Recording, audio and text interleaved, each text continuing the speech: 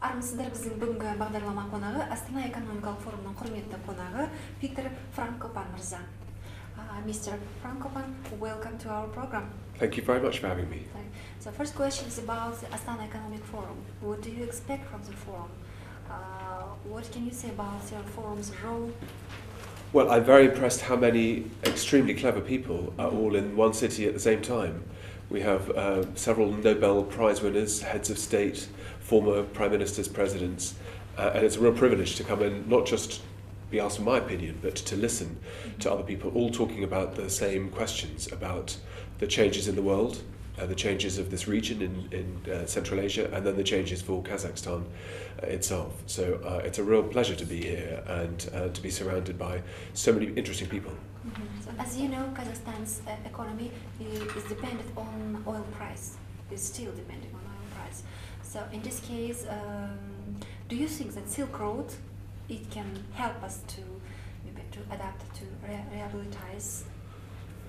Well, prices of oil and gas change every single day, and what's difficult when you try to plan for the long term is that you can use today's price to worry or to be too optimistic about tomorrow. And it's very difficult to make decisions when you're reacting to events and things not in Kazakhstan's control. The prices of fossil fuels and oil are set on international markets. There's nothing here that anybody can do to change that. The question is whether one is expecting that in the long term the price of oil will recover to how it's been for a long time, or whether this is what's called the new normal. And it's difficult for governments who need to be planning for the long term to try to bet whether the prices will go up or down. But I think that it's right to say that at the moment it's not just Kazakhstan that's facing these questions and problems, but almost every single country that produces oil. So whether it's Russia, Saudi Arabia, Iran, and those countries that want to buy, like in China particularly, everybody is asking the same questions about what does 2016 and 2017 look like, and how does the next 10 or 15 years look like, and how do we prepare for those? So these are questions that are being asked here in Kazakhstan, but it's important to know that they're being asked in other countries as well. So therefore now Kazakhstan intends to develop agriculture, and so by diversifying its economy. So how do you evaluate the potential of Kazakhstan in order of food supply security, safety in Central Asia region? Well, Kazakhstan has always had a diversified economy. I mean, there was a time when oil and gas weren't known here, and before that the economy was primarily agriculture and through nomadic life and through raising of livestock. But the wealth within the ground here for agriculture is huge. But I think everybody realizes that agriculture needs to be developed at the right speed and in the right way. But I think we all expect that the world's population is going to rise in the next 15 years by maybe 1.5 billion people. So if you are able to develop an agricultural sector, there will be more mouths that need to be fed. And so it's important to, I think, anticipate what kind of foods will be needed, what is sustainable above all to grow, that the earth can only produce a certain amount, and if you make the earth work too hard, you can pollute it and then destroy it for future generations. But I think that there are ways in which a diversified economy makes, of course, complete sense for Kazakhstan to try to protect from being over-dependent on just oil and gas. But I think the agricultural richness and heritage of Kazakhstan is one that goes back many, many hundreds, if not thousands of years. These lands are very wealthy if they're looked after properly. And what spheres which we can improve by diversifying our economy? Well, it's important, I think, that Kazakhstan is still quite a new country. It's only 25 years since it became independent, and the change in this country has been very, very profound in this last 25 years.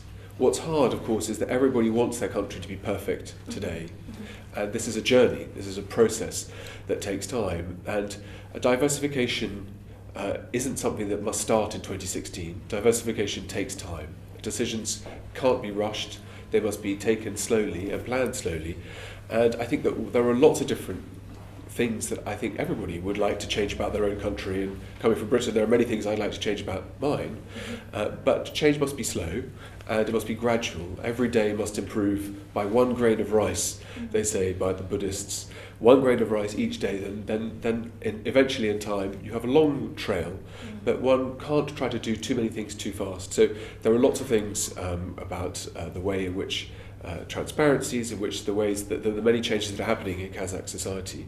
I think we on the outside are all watching and encouraging Kazakhstan to reach its goals that it set itself. So I don't think our role is to try to force change, but it's to applaud when it happens. I think that's the way in which we can be good neighbours, even we're thousands of miles away. In this digital age, we feel that we're global neighbours. But I think that the change in Kazakhstan has been very important in the last 25 years. My guess would be, if we were sitting here in 25 years' time, I'm very happy to come back at that moment and meet you again and talk about it. My guess would be that Kazakhstan will have changed hugely again in 25 years' time. And we're sitting in this wonderful city, Astana, that less than 20 years ago looked nothing like it did here. So progress is something which is important to always be trying to chase.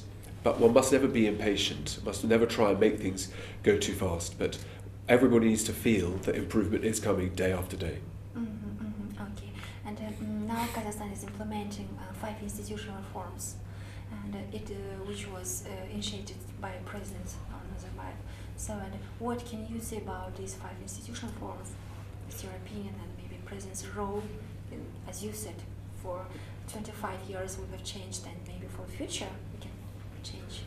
Well, I think these 5 reforms are completely sensible. I think everybody who is sensible will agree that these are needed, they are welcome, and they will make Kazakhstan a better place. As a historian, all I would say is that everything is in the detail. Everything depends on how these changes take place. It depends how quickly they take place, and sometimes reforms can happen too fast, and the stress of trying to change everything at the same moment is difficult. But I think that these are very welcome. They're very welcome on the international community too, and I think that these are important for Kazakhstan to continue its transformation. This is a very ambitious country. It's one that already produces 60% of the GDP of the whole of Central Asia, so it's a very successful country. And I think it's important that progress and those developments recognise how far Kazakhstan has already come, and to see that process of improvement taking place to make the Kazakhstan a better place for the children and the grandchildren of this generation. And if that happens, then Kazakhstan will continue to become more and more prosperous, more and more tolerant, more and more open. And those things which everybody recognises here are the qualities will continue to improve. That's what we all hope for. Okay. And so next year we are hosting the Expo. And after then, Kazakhstan is planning to launch Astana International Finance Center. It will be like DFC, Dubai Financial Center. And what do you think about the project? What challenge can get Astana? Well, I focus on the history of the Silk Roads as a whole, in antiquity through to today. And it seems to me that places that bring people together to talk, to share ideas, to trade with each other, to listen, are places that make not just that city or that region, but make the world a better place. So I think that anywhere that brings, any project that brings ideas and goods together is to be welcomed, because that's how we learn as human beings. We learn from seeing things that are new, by having to think about things we maybe haven't thought about before, or think about in different ways. And Expo will be an important window for the rest of the world to view Astana, to view Kazakhstan. And I think that these are what the Silk Roads were all about. The moment when these connections between Central Asia, Russia, China, the Arab world, Iran, where nations and peoples talked to each other and learnt, was what made this area so vibrant and so important in global history and in global exchanges. And I, for one, because this is what I've written about, I see that this world that is emerging looks very familiar to me. It looks like the world 500, 600, 700, 1,000 years ago, 2,000 years ago, where the equivalent of Astana Expo 2017 would happen in these cities, in Almaty and other places in Kazakhstan and other cities across this region. And I think it's rather wonderful that the past is coming back to look like the present. So this looks like a new world to many people here in Kazakhstan. I think those who study history will recognise that this is an old world that's being reborn. Okay, thank you for giving interview. Thank you very much.